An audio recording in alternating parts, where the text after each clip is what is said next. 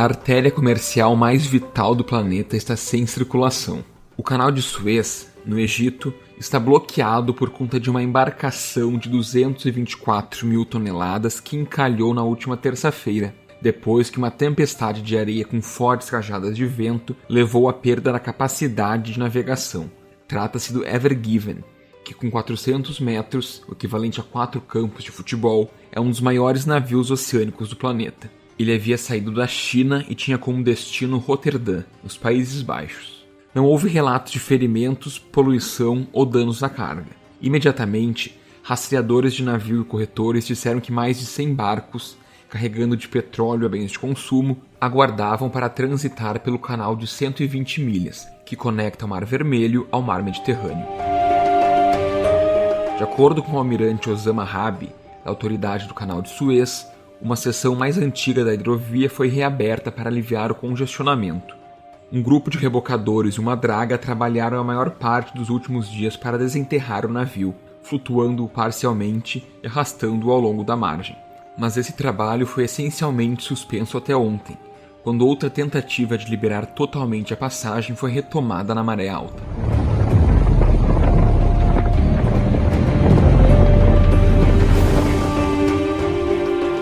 Inaugurado em 1869, o canal garante a passagem de 12% do comércio marítimo internacional. Apenas no ano passado, aproximadamente 19 mil navios utilizaram a passagem, e mesmo que esse bloqueio seja eliminado rapidamente, os executivos de transporte esperam que as consequências do incidente durem dias ou até mesmo meses, ameaçando um novo ponto de pressão em uma cadeia de suprimentos global já sob intensa tensão. É por isso que o Direto ao Ponto de hoje, dia 26 de março, fala sobre os impactos dessa interrupção de fluxo. Eu sou Eric Halpe, bem-vindos.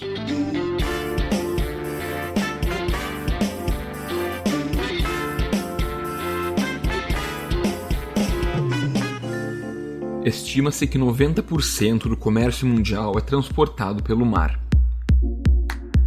Como consumidores, nós raramente pensamos muito em como as coisas que compramos atravessam o planeta e chegam até as nossas casas.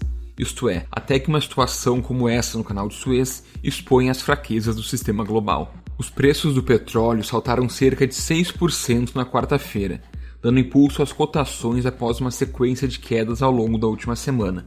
As referências do petróleo, o WTI, negociado nos Estados Unidos, e o Brent, que possui operações em Londres, ampliaram ganhos após dados de estoque nos Estados Unidos mostrarem um novo avanço da atividade de refino, sugerindo que as refinarias norte-americanas estão se recuperando da tempestade de inverno que afetou o Texas em fevereiro.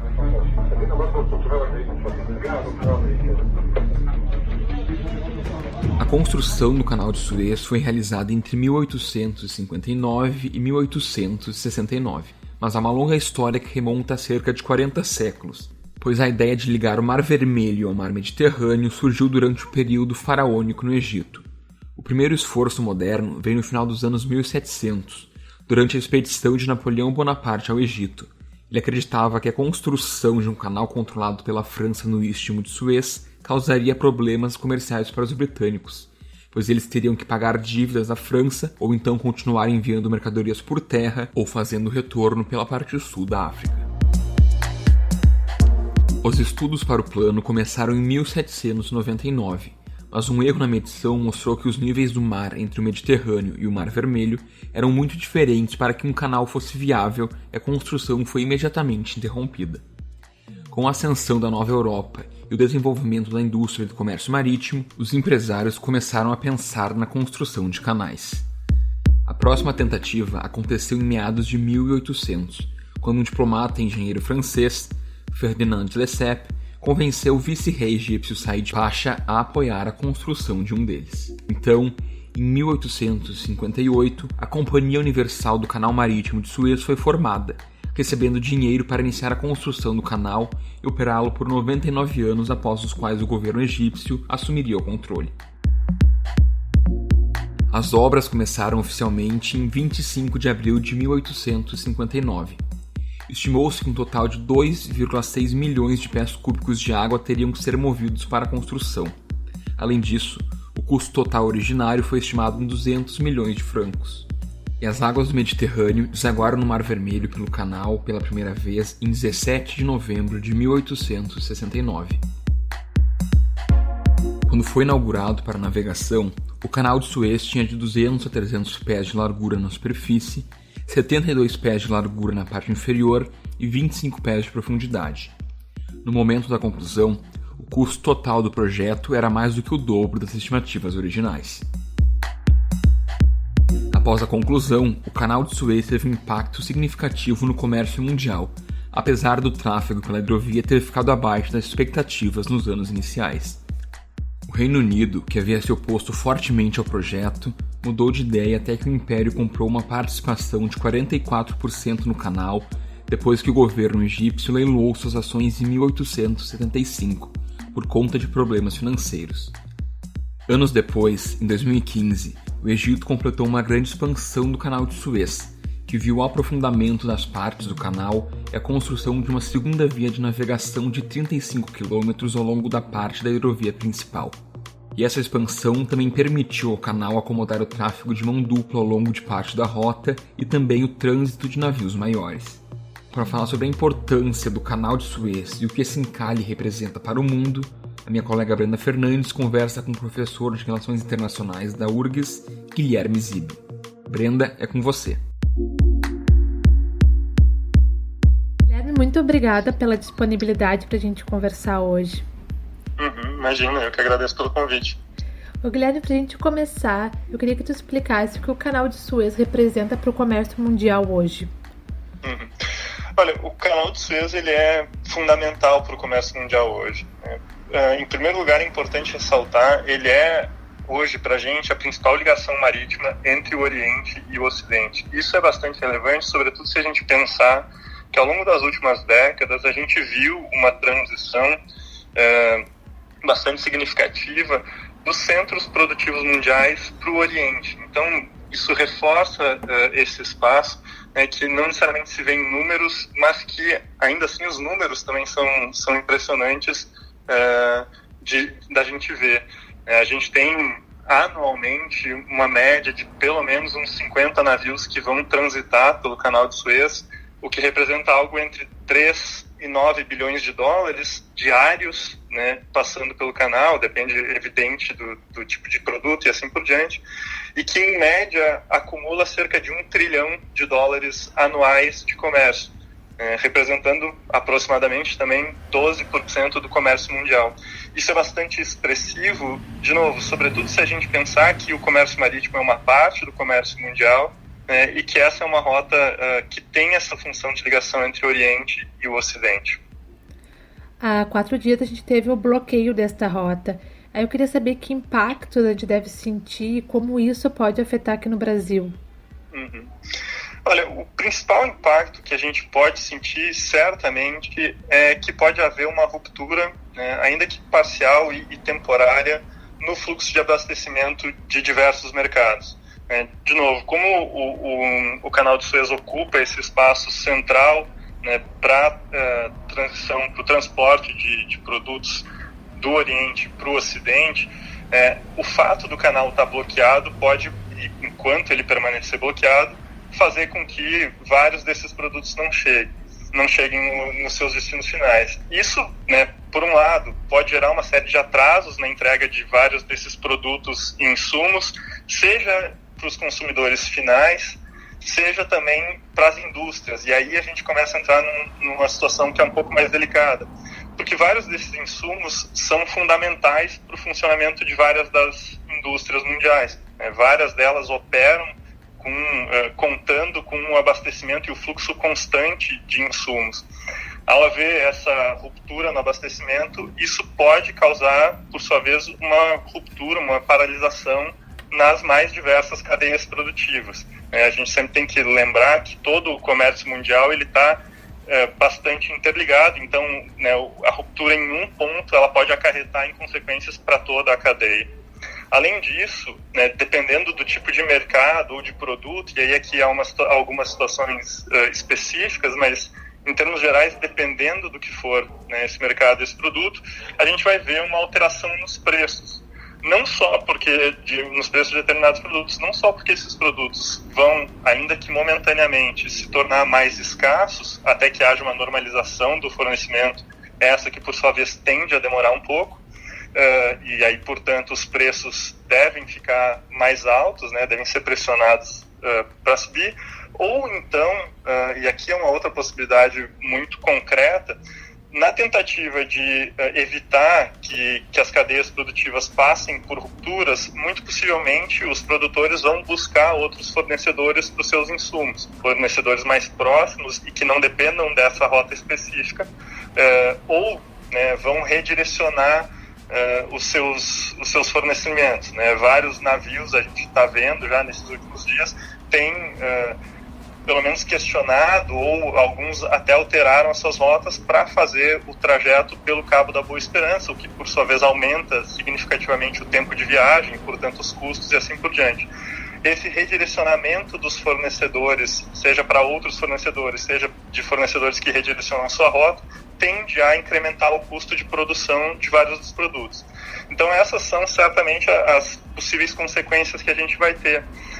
É importante lembrar, contudo, que a tendência, né, é que elas sejam temporárias, que elas se estendam um pouco mais do que o bloqueio, né, o tempo do bloqueio se encerrar e aí haver uma normalização, e aí o quanto isso deve demorar também é uma incógnita, mas a tendência é que haja uma estabilização num prazo relativamente breve. E falando especificamente sobre o petróleo, que efeitos deve ter sobre isso? Os produtos relacionados ao petróleo podem ser retardados? Assim, o petróleo é um dos produtos que né, a gente já viu especificamente um impacto direto relacionado com esse bloqueio, mas ele tem muito mais a ver não com o bloqueio em si, mas com as expectativas do mercado a respeito dos impactos do bloqueio, né? Não é exatamente sobre o abastecimento em si do produto, senão pelas expectativas a respeito do abastecimento do produto. O mercado aqui responde muito mais rápido do que o produto em si. Então, aqui também há uma possibilidade de haver novos aumentos, mas da mesma forma, esse aumento eventual tende a ser temporário, né? Tende a durar até a normalização do fluxo, que não deve tomar tanto tempo. Claro, né, cada dia que o navio fica bloqueando o canal, a gente tem custos muito expressivos, não só porque as mercadorias não chegam nos seus destinos, mas porque o custo do transporte vai incrementando, né? Cada dia parado desses navios tem um custo bastante grande e essa conta vai ter que ser paga em algum momento. Mas, de novo, a tendência é que, a despeito de possíveis altas pontuais, a gente tem uma normalização bastante rápida. E acredito também que essa carga acaba sendo afetada pela questão do tempo parado, armazenamento, tudo mais. Uhum. Assim, depende muito da carga, né? A gente tem produtos manufaturados em que o impacto é menor nesse sentido, mas a gente tem também cargas perecíveis, a gente tem cargas, né, que são de grãos, por exemplo, ou de animais, e esses produtos sim têm um risco muito grande, né, de, enfim, estragarem ou de haver perdas. Então, aí agrega na complexidade, né, e nos possíveis custos que esse bloqueio pode ter. Cada dia que passa, né, o risco e o custo vai aumentando ainda mais. Certo. Ô Guilherme, após a expansão do canal de Suez em 2015 e a decisão de declarar a área adjacente à hidrovia estratégica como uma zona econômica especial, a OCDE está apoiando as autoridades egípcias para aproveitar o potencial de 8% do comércio global que flui através do canal para a criação de empregos e também o crescimento econômico, trazendo benefícios tangíveis para a população egípcia. De que forma esse encalhe pode representar para o futuro da Suez e poderia ser um catalisador de novas ampliações e investimentos? Uhum. Olha, eu não vejo esse encalhe, né, esse evento específico com um potencial de ser o grande catalisador dessas transformações, tá? Eu acho que o impacto dele nesse sentido é pequeno. Por outro lado, né, eu vejo sim uma possibilidade bastante grande de que hajam novos investimentos e ampliações do canal, né, por várias razões, de novo, a centralidade dele para o comércio mundial e a dependência de todo o comércio mundial em relação ao canal contribuem significativamente para isso. Mas, sobretudo, o fato de que o canal foi construído num momento, né, e num contexto muito distinto do que nós vemos hoje, em que a gente vê o tamanho, né, o porte dos navios crescendo significativamente.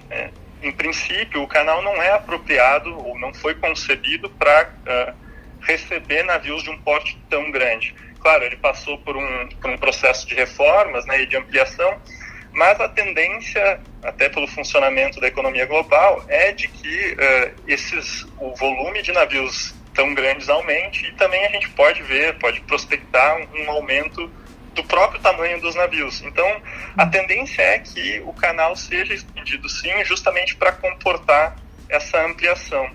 Agora, eu não acho que esse evento especificamente vá servir como principal catalisador por dois motivos principais. O primeiro é que a gente teve um outro bloqueio bastante semelhante do canal lá em 2013. Ele foi um bloqueio muito mais curto, muito mais breve, durou um dia, mas assim, é quase uma década entre os dois eventos. Então, não é uma coisa recorrente. Para além disso, só esse ano, só em 2021, a gente já teve mais de 100 navios de porte equivalente a esse navio que está encalhado, que passaram pelo canal sem qualquer problema. O que reforça que esse evento ele é pontual, ele é uma exceção à regra. Então, de novo, por mais que eu veja uma tendência de ampliação do canal muito ligada às possibilidades de desenvolvimento do Egito, mas, sobretudo, a importância do canal para o comércio mundial, eu não vejo esse evento como o catalisador para essa mudança. Certo, Guilherme. Muito obrigada pela entrevista. Imagina, eu que agradeço pelo convite.